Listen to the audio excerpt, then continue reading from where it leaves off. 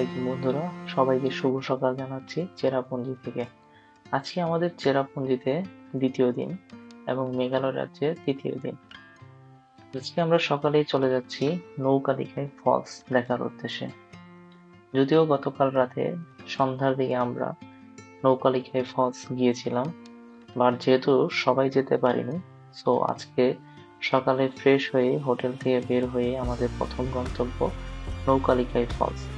আজকের সকালটা খুবই সুন্দর এবং রৌদ্রস্নাত। চলুন আমরা চলে যাই এখন নৌকালিখাই ফলসে, দেখি নৌকালিখাই ফলসটা দেখা যায় কিনা।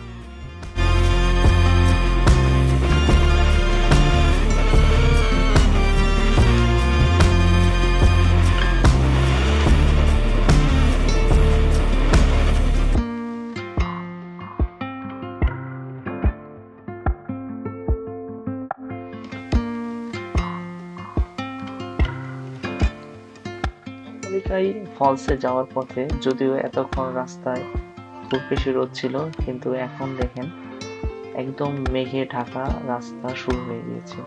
চেরাপুঞ্জির সৌন্দর্য এতটাই মুগ্ধকর যে কিছুক্ষণ দেখবেন রোদ এবং এই মেঘ, এই বৃষ্টি, আবহাওয়া এবং পরিবেশ খুবই ভালো লাগে চেরাপুঞ্জিতে আসলে। হচ্ছে সকালে নৌকালিখাই ফলস, সম্পূর্ণ মেঘে ঢাকা, দু চোখে কিছুই দেখা যাচ্ছে না, শুধু ঝর্ণার ঝিরঝির শব্দ শোনা যাচ্ছে নিচ থেকে, কিন্তু এতই মেঘ কিছুই দেখা যাচ্ছে না। ঝর্ণার সৌন্দর্য দেখার জন্য আমরা এখানে কিছুক্ষণ ওয়েট করব, দেখি আমরা রোদের আলোয় নৌকালিখাই ফলসের সৌন্দর্য উপভোগ করতে পারি কিনা।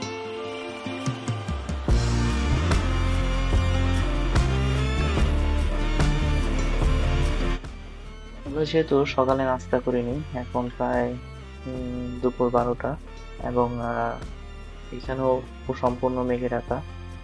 সো আমরা ডিসিশন নিই যে এই ফাঁকে আমরা লাঞ্চ করে নিব, সকালে নাস্তা এবং দুপুরে খাবার একসাথে করে নিব।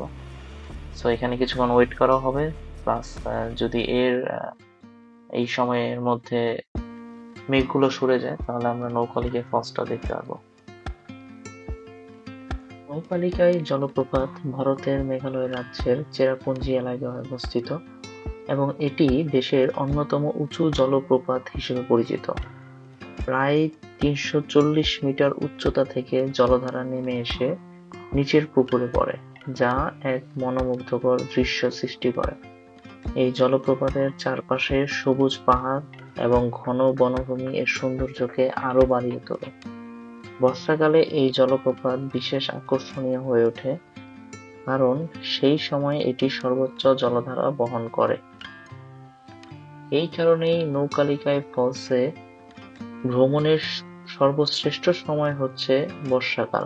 নৌকালিখাই জলপ্রপাতের নামের সঙ্গে একটি করুণ লোকগাথাও জড়িয়ে আছে, যা এই জায়গার প্রতি দর্শনার্থীর এক বিশেষ অনুভূতি এনে দেয়।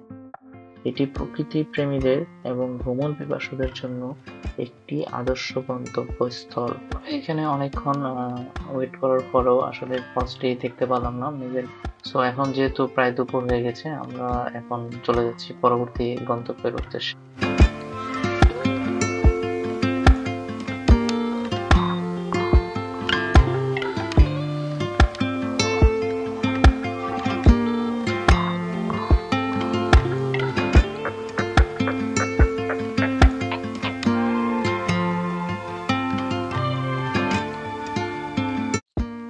চলে এসেছি আমাদের পরবর্তী গন্তব্যস্থল ফ্রুট ফলসে। এখানে আপনার ফ্রুট ফলসে প্রবেশের জন্য টিকিট কাটতে হবে, যার প্রতি টিকিট ছিল 30 রুপি অথবা 50 রুপি, আমার ঠিক এক্স্যাক্টলি মনে নেই। এখানে ফ্রুট ফলসে যাওয়ার রাস্তাটি পাথর বিছানো এবং খুব সুন্দর, খুব সহজেই হেঁটে চলে যেতে পারবেন এবং এখানে আপনার প্রায় 15 থেকে 20 মিনিটের মতো হাঁটা লাগবে যদি নর্মালি আমাদের মতো হাঁটেন। আর যদি বৃদ্ধ বা বাচ্চা কাচ্চা থাকে তাহলে একটু সময় বেশি লাগবে, তবে রাস্তা খুবই সুন্দর, যেতে কারো সমস্যা হবে না।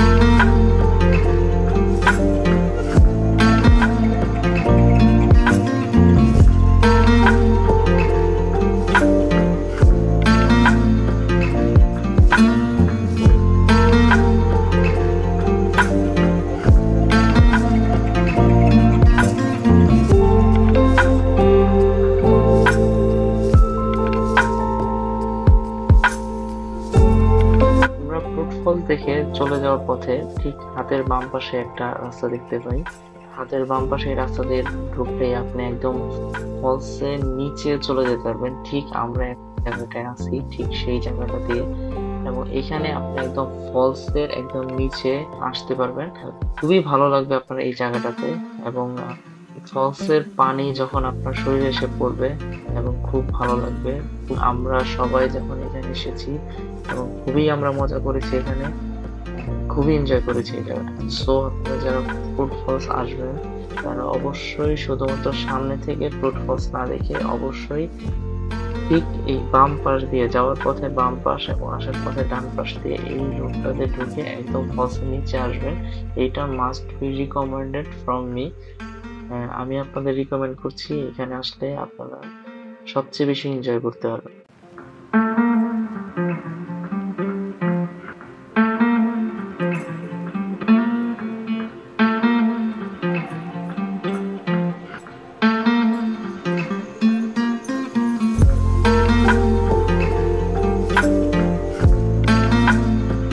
আমাদের অনেক সময় চলে গেল দুইটা প্লেস ভিজিট করতে, আমাদের আরো কিছু প্লেস ভিজিট করা লাগবে। এখন আমরা চলে যাচ্ছি লিংকশায়ার ফলে, সেখানে আমরা ফলসের সৌন্দর্য দেখব এবং সাথে আমাদের দুপুরের গোসলটা সেরে নিব। আপনারা যারা এই দিকে ভিজিট করবেন তারা অবশ্যই লিংকশায়ার ফলসের এখানে গোসলটা সেরে নিতে পারবেন। এটা গোসল করার জন্য একটা বেস্ট প্লেস।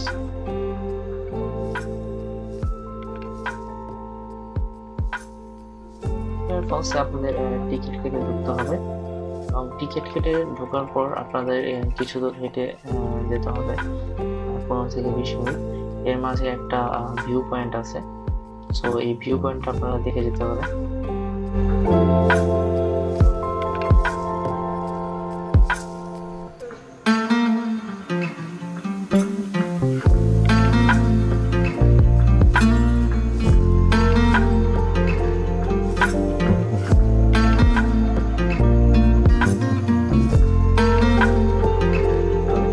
ভিউ পয়েন্ট থেকে লিংকশায়ার ফলসের সৌন্দর্যটা দেখতে ঠিক এরকম। উপর থেকে একটা ভিউ পয়েন্ট, একদম উপর থেকে একদম লিংকশায়ার ফলসের নিচ পর্যন্ত আপনারা এই ভিউ পয়েন্ট থেকে এই সৌন্দর্যটা উপভোগ করতে পারবেন। আমরা এরপর এখান থেকে একদম নিচে চলে যাব, ওইখানে যে আমরা গোসল করব। চলুন তাহলে একদম নিচে চলে যাওয়া যায়।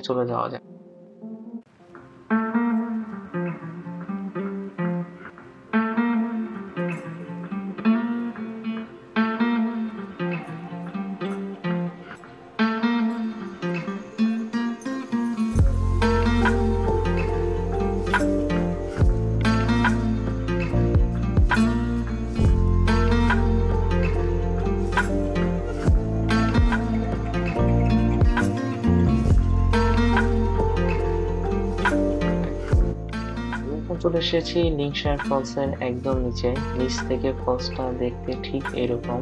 খুবই সুন্দর এবং খুবই চমৎকার একটি ফলস, দেখে একদম চোখ জুড়িয়ে যাবে আপনাদের সবার। এবং এখানে ঠিক সামনেই আপনারা আপনাদের গোসল সেরে নিতে পারবেন।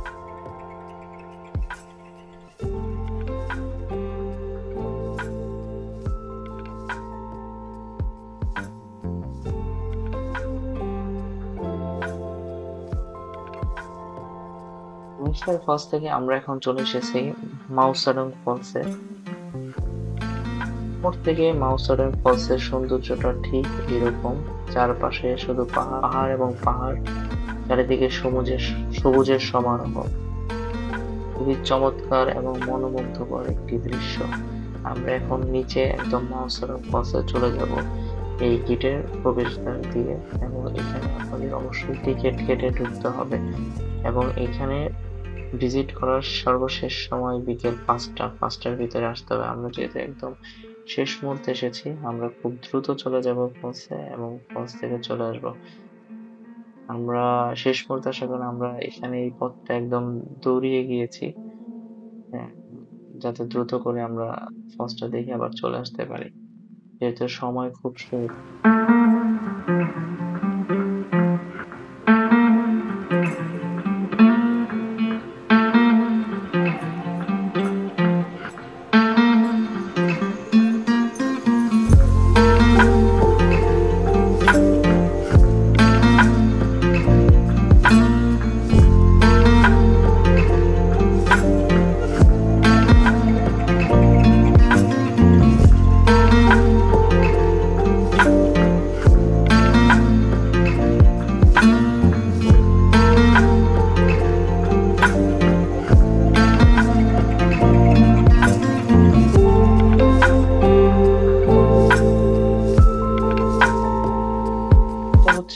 মাছুরা ফলসের একটা ভিউ পয়েন্ট উপর থেকে। এখান থেকে দেখতে অনেকগুলো ফলস উপর থেকে পড়ে আসছে, অনেক কয়েকটা পাশ থেকে। এখান থেকে ফলসটা দেখতে ঠিক এরকম। নিচে চলে যাব, নিচে চলে যাওয়ার একটা রাস্তা আছে, ওই পাশ দিয়ে আমরা নিচে চলে যাব, নিচ থেকে আমরা এই ফলসটা আবার দেখতে পাবো।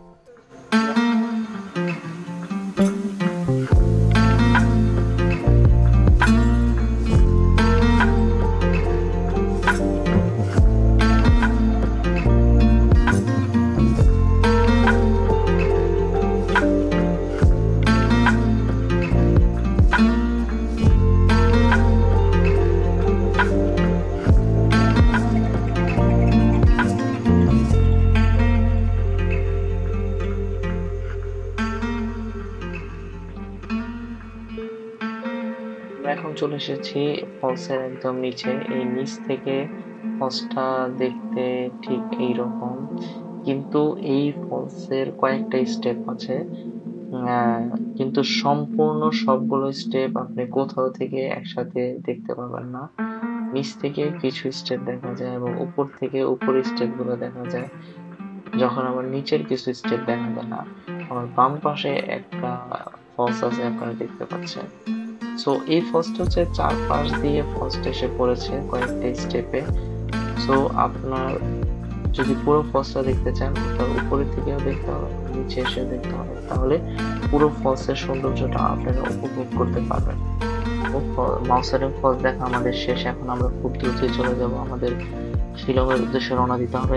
এখন প্রায় সন্ধ্যা হয়ে গেছে, আমরা চেয়েছিলাম শিলং এর রাস্তাটা উপভোগ করতে। এর জন্যই খুব দ্রুত চলে যাব এখন শিলং এর উদ্দেশ্যে।